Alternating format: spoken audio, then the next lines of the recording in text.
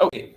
All right, folks. It is the 22nd of January, and we are continuing on where we left off last Wednesday with our discussion of the 13 colonies.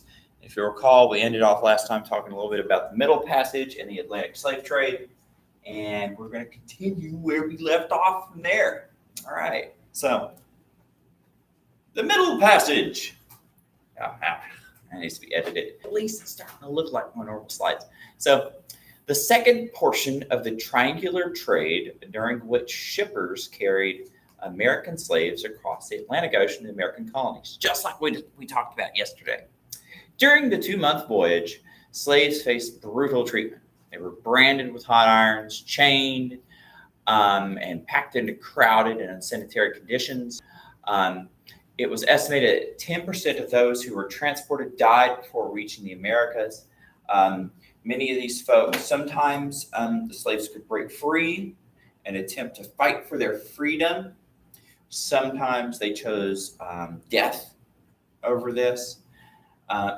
Many of them perished, from illness, injury, abuse. Or some of them just broke free and then jumped off too. Let me think here. Yeah. What was it? His name's like if you ever wanted to read a good first-hand account of this, there's an African slave who's actually going to get his freedom and live in England. His name is Olaudah Equiano, and he's going to write an autobiography of what it's like to be, well, first off, as an African child who's captured, right, by another African tribe and forced marched to the coast. And he's going to talk about what it's like to be on these boats, and then what it's like to be somebody who's sold off as a slave. So it's actually it's a pretty good read if you want a good firsthand, raw historical account of these things. His book is one of the reasons why the British are going to become so aghast at the slave trade and ban it within their empire. So they're going to be like, they're people too. I never thought of it that way. So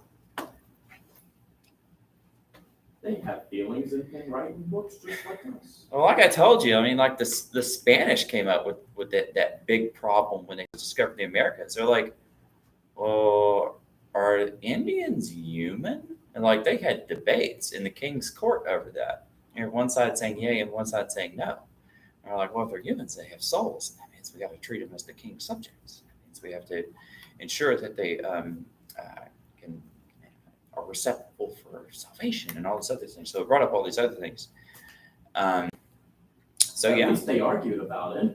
Yeah, they argued about it. And they came to the conclusion that yes, they're people, and yes, they're the king's subjects, and yes, they should be treated with the same rights as the king's subjects. The problem is that King of Spain he could say whatever he wanted to about what should happen in the Americas, but not everybody listened, right? So, all right. So, next. All right. So, of course, slavery is a brutal condition, and sometimes that brutality turns itself onto slaveholders. And so we're going to have throughout colonial America, and then throughout America as a nation, we're going to have slave rebellions, right? Slave rebellions are a constant fear of slave power-based societies. The ancient Spartans were in constant fear of Helot rebellions. Yeah, because they didn't want the Hellenistic people to rebel. Yeah, the Helots. They did multiple times. And they did. And of course, eventually the Helots will be freed thanks to, I believe, Thebes. But that's going to be way later. And that's going to be one of the reasons why Sparta kind of stays at home all the time instead of help their fellow Greeks in war. They're like, yeah, but if we take our army away, the Helots will take over. Well, We don't want that. the Romans constantly in the age of the Roman Republic had to put down slave rebellions, like the famous Spartacus rebellion. And here you have in America, you have slave-based areas where they're going to have the Stono Rebellion, South Carolina, 1739. Here you're going to have African warriors who'd been enslaved, they're going to be like, we're warriors. We're not going to put up with this. So they wind up killing their masters and their families. They're going to gather up soldiers and weapons, and they're going to march. And they're not quite sure where they're going to go. I think they actually try to make their way down to Florida as the goal, right? They're hoping to hide in the swamps, which was also, if you remember, Spanish territory. So it's like a no man's land. However, the colonies are going to drum up militia, hunt them down, and they're going to execute them, right? So send a message to others, don't do this. Why would they take slaves who are warriors? Well, they didn't have a great screening process here, right? Remember, I wouldn't say that people who sold slaves were probably the most honest brokers. So they were probably like, "Oh yeah, that's a good guy. He's a good guy. Just go ahead and give me money." So I don't think they were like, Yeah, I don't think. I don't think they're like hand on the Bible and it's like, "Hey, I'm the most honest person you've ever seen sell another human being." Yeah, I don't think so. So, and it's some of it could be chance too. They just happen to get folks who are like this because, like ordinarily, people are separated from their families, from their tribes, from people who speak the same language. But I think it's just had enough. All right, conflict in the colonies, says Stoneover Rebellion. They revolted in South Carolina in 1739. It prompted the colony to pass harsher laws governing the movement of slaves and capture of runaways. And I don't think I've talked enough about, that's one of the things I really wish I need to edit on this, is more Native American and colonial interactions, because there's going to be, there's a lot of interactions. There's peaceful interactions. There's trade interactions. There's sharing of culture and religion, but there's also war and atrocity too. And so, like, these are things I wish I had more in here. So I really need to edit this. But one example we have is the Paxton Boys, settlers in Paxton, Pennsylvania. Remember, Pennsylvania was that place. It was supposed to be for Quakers. Supposed to be a pacifist place, no fighting, friendly to the Indians. However, the Paxton Boys, if I'm right, I think they were Scottish immigrants, and they didn't believe any of that junk. And so there's going to be, I believe there's a massacre where a farm family's killed by one tribe of Native Americans. One problem about people who come from the British Isles or Europe is they think all Indians are the same Indians, right? And so they don't understand the different tribes, different cultures. They could be enemies or friends or whatever, right? And so they thought, well, if one group of Indians did it, they're all one group, so let's get payback. And so they're going to go to this place, which you can't see too much in the background. Some Christians built this community for these Conestoga Indians to live at. And they were actually very emphatic on learning Christianity and farming and essentially British. But then they blew them all up because they're dumb. Yeah, the Paxton Boys came in and they're like, "Hey, some Indians like you kill these people." So they massacred all of them, right? Yeah, very unfortunate. That kind of destroyed the goodwill between. Well, some Indians, yeah. And we're going to see as time passes on, a lot of tribes are just going to be like, "Whoa, we cannot trust you white people." Because they in their turn thought of all of them as the same. Yeah, they're like, "Yeah, you French, it doesn't." Or the colonies, they're like, "I don't care if you're from Maryland or Pennsylvania, you're all the same to me." So there's a bit of that, and people do that whenever you have enemies, right? You kind of demonize your enemies. You kind of put them all into a neat little box. And you pretend they're all the same people. Yeah, right. And then marched on Philadelphia to demand the colonial government provide better defenses against the Indians. They rejected Quaker pacifism. So now it's vigilante justice. Vigilante justice is a long-running American tradition, but it's Batman. yeah, it's not Batman. It's the mob. It's the group of people who get together and lynch people, you know. And a lot of times, the bad part about a mob is because it's just so fast and it doesn't really go through a good legal process. It could just be somebody with false allegations of like, we'll go with that, and then next thing you know, an innocent person's dead. So, but yeah, I mean, this is a problem that's going to persist.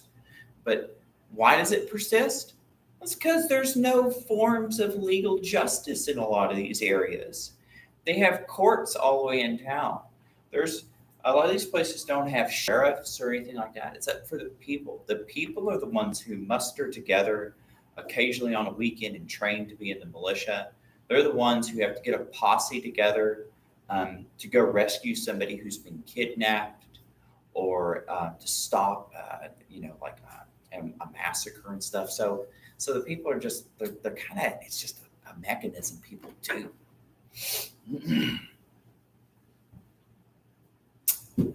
Is this what's his name? Man, sinners in the hand of an angry God. What's his name? Gosh, there's a famous traveling preacher. Okay, so I forgot the name. It's going to come to me. All right, so during this period, if you remember, the 13 colonies had a lot to do with religion, of course. It wasn't just about, hey, let's go to this place and find a good job and a farm and have a family. That's part of it, but a part of it has to do with a deep and genuine sense of faith. And you're going to have something called the Old Light Christians. Those are those first pilgrims who come over. And they're seen as being very pious and strict to the rules and their faith. However, as time goes on, a lot of people start criticizing their fellow Puritans as kind of slipping away from the faith.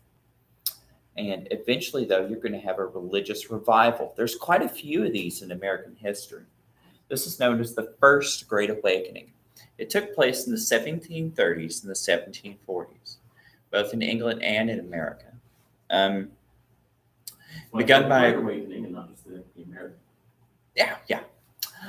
Begun by Protestant preachers in New England, the movement spread through the British colonies in North America, leading to a dramatic increase in attendance. Preachers emphasized the importance of having personal spiritual experience through Bible study, prayer, and baptism. And this is going to be during this time period is when we're going to see new Protestant denominations start springing up, like ones that are very American, and we see all the time here. Of course, Baptist, and of course, starting in England, you're going to have Methodism come up from, and of course, Baptists spring up from the Puritans, whereas Methodism is going to spring up from Anglicanism. And they're both though have a similarity in that personal study of scriptures, but also a personal sense of salvation and connection with God. Something that a lot of Christians felt like getting away from the older churches because they felt like they kind of lost that. And I'm not saying like as a person, I'm just saying like according to their opinion. So during this time period, and even into the late 1700s, you're going to have preachers who are going to be, is it Jonathan Edwards? Is that his name? Yeah. Who are going to go from town to town and draw in massive crowds through very popular styles of preaching. This was it was like a big form of entertainment and community and religious service all in one. And so people from some of these speakers, they were known to get drummed up into weeping, on the spot conversions, and you were just really big crowds that people in this part of the world during this time period weren't used to. So it was a pretty big deal. Pickle, and all that. And once again, that's something that you're going to find here in North America. Very religious, traditional Christian people. Whereas in England, they're going to be not so much that. They're going to be kind of known for skipping church on Sunday and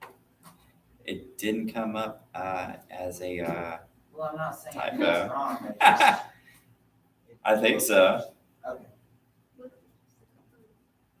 TT. Oh, there's two T's here. I'll edit. Yeah, I gotta admit, when I'm looking at it, it doesn't look right. I am the worst at spelling. I was over here on the board, and there was times I would like write a word on the board, and I'm like, oh shoot, I forgot how to spell that. And I erase it, put something else. Oh, I do remember how to spell that. So I do that all the time. It's one of the curses of dyslexia. Well, remember in orange next to. I know, isn't that the straightest line? That's Aiden Peterson. Yeah, That is wow. It's like robotic straight. I'm like, Who's how does a person Aiden? grade? Peterson, 10th grade, quiet kid. Nice. Quiet kid. Yeah. Is he the one with curly hair? I think so. Yeah. Hey, let's go on to the next one. Right. Okay. All right. Okay, I'm good. So I got.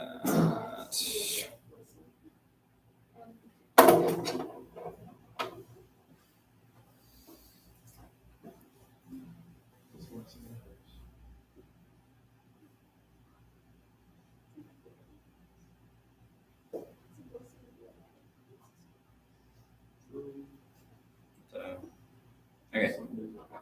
All right, so Native American resistance, the Iroquois League. So 5 Native American tribes form a confederacy for common defense. And so these are tribes who have fairly similar cultures. They live close to one another. And by confederacy, this is like, it's like, hey, we have our own tribal laws and customs, but we all agree to help each other out and fight to protect ourselves. In fact, some people, such as Benjamin Franklin, will study these folks and see how they do it. And they're going to get an idea for how America, as we have today, could be formed. Like, they get ideas from all these different sources, not just Rome, Greek, Renaissance, and Enlightenment. So they develop a constitution called the Great Law of Peace. And this is all going to be propagated by a guy called the Great Peacemaker. It's like, his name is like Dega Nawalda or something like that. I probably mispronounced it. And so this is going to be one of those times where you're going to have Native American tribes get behind someone who is kind of like a medicine man, like an Indian prophet. And we're going to see something like that come up again later. They were pretty smart, though. They were like, hey, the French and the English, they're in our area. They keep hiring tribes through like trade and stuff like that to fight one another. How about if we played them against one another? And so very smartly, they would use deals and things like that to trick the French and the English in order to stay within their territories, but also at the same time, not kill each other. So pretty smart. It's going to last for quite some time. Diplomacy and trade. Many tribes became dependent on trading goods with Europeans. I have a book over here that does a pretty good study of it on the native ground. It's on Mississippi River Valley Indians. And some tribes, I don't remember if it's in this book, but some tribes even close to here, like the Caddo, right, in Texas history, the Caddo were very good at self-sufficiency. They had very good, well-structured towns that were trade networks, and they made mounds. And they had materials that came all the way from the Aztec Empire that got traded with them, and materials that came all the way from the Algonquins, such as the people near these 13 colonies. But the thing is, eventually, they're going to start trading with the Spanish, especially the French, and they're going to become so dependent on French manufactured goods that after just a generation, they forget a lot of their tribal ways on how to make things. And when they get cut off from trade from the French, they're going to face a massive crisis of things like starvation and stuff. So the dependency is one of the problems that some Native American tribes face. Tribes would grow dependent on, especially on things when we talk about things like alcohol. Like alcohol was devastating on Native Americans. because there was no alcohol. They had no genetic propensity to metabolize it like Europeans or Africans or Asians who've had it for millennia. Yeah. Native Americans definitely cannot withstand alcohol, and they once they have it, they start getting really attached to it. Yeah. Addiction, and also just like violently drunk, was a big problem. And so tribes faced a lot of these problems. And they say, like, on reservations today, substance abuse is still a very big problem. Right? So tribes were used as mercenaries to attack other tribes that were colonists. We talked about that. Smallpox. So something that's kind of deadly for Europeans, extremely contagious, though, devastated the population of the tribes, killing around 30%. There's stories where sometimes colonists would intentionally spread smallpox. I'm not 100% on that. I think it's definitely possible. The colonists definitely had a better idea on how disease spread by now, but things like germ theory, I don't think they quite understood yet. So I think a lot of it they figured was just the hand of God. And I'm not saying it wasn't, but like they didn't understand like germ theory quite the way we did. Like you got to wash your hands before you eat, stuff like that. And that's why they got sick all the time. Don't cough in each other's mouths. Why? I'm just kidding. Wash your hands in the shower.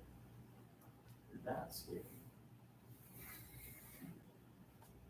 Let's see here. I'm not sure if we're going to finish this today. Let me see. That's fair. Okay. Hey, I tell you what. Skincare. I'm going to save this last portion of this slide set for Monday. For those of you who have not finished my paper, we're going to cut it a little short because I want you to finish it and turn it in today. I've got 2 turned in so far, and I would like to have the rest turned in. So, all right, kids, short and sweet today. I know normally it's like 45 minutes a lecture, but I want y'all to finish this. So, talk to you later.